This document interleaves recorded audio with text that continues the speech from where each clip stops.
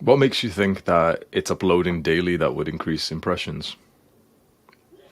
I wouldn't suggest that. So right now you have a product which not many people want, and your solution is to market it more. Maybe not a good idea. It's so impressions isn't based on if you've been uploading daily or not. There probably is some correlation to the consistency and your channel's performance in some ways. Impressions, and everyone should take this seriously, are the single most important metric on YouTube. Every YouTuber will tell you about click-through rate and watch time. Those are actually irrelevant. Those are outdated. They don't matter. If you get 100 times more impressions, that's what will make the difference in your channel. Click-through rate, watch time, those things can be argued. I've got videos that have got 4 million views and the click-through rate is 3%.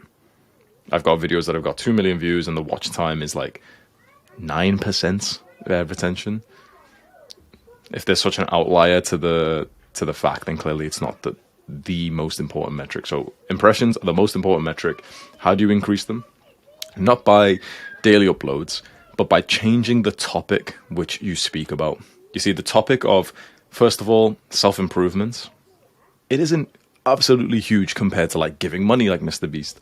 Then self-improvement with related to girlfriend, okay, you've niched it down. But then self-improvement related to girlfriends and the fact that you shouldn't get one, it's not really a popular topic. Now, if I made a video on that, it might still get 100k views, 200k views, but it would probably get 5 times less impressions than more of like a basic topic. Like, for example, 10 ways to increase testosterone.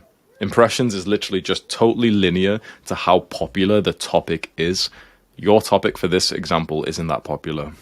This is more of a video that will entertain and educate your core audience who already like you. This is not a video that will grow your channel.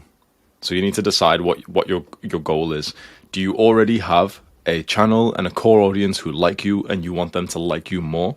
Or do you want to grow your audience? Which one is it? Videos like this won't actually help your goal.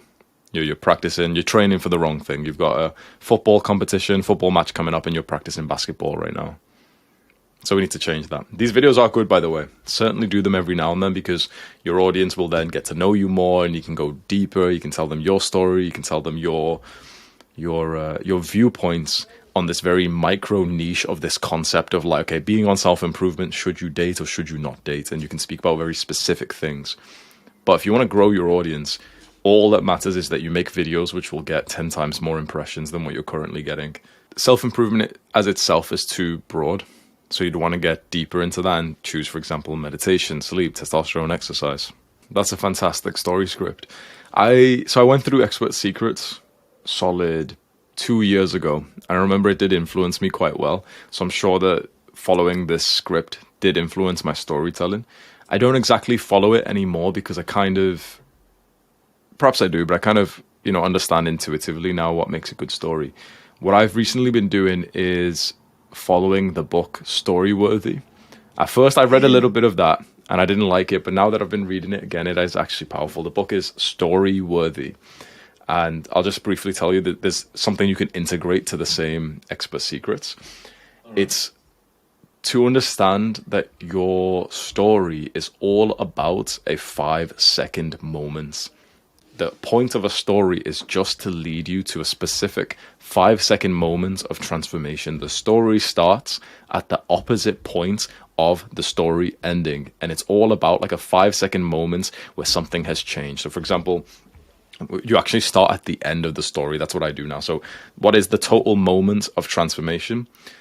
Not just like, oh yeah, well, I became an entrepreneur and sweet. No. Specific. It was the day that you checked your YouTube analytics and you saw that it just crossed over $1,000 for the month of AdSense and you realized that that's the most money that you've made. It was the time that you got the notification. You're like, oh shit, I'm one of those guys who've got a Stripe notification with payments coming in. It was when you just did the calculation in your head and realized that you make more money than your father. That 5-second moment. The transformation was not, oh yeah, I became a YouTuber.